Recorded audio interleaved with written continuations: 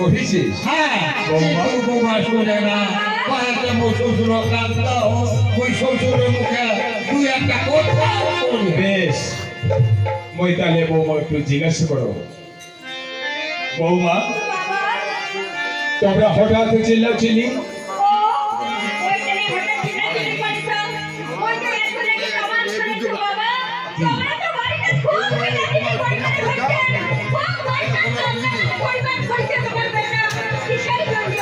বৌমা,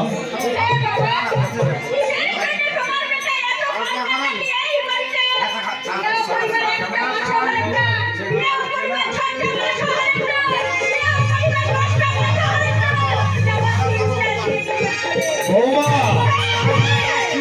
তোমরা কি ভুলে যাচ্ছ ওই তোমার শ্বশুর?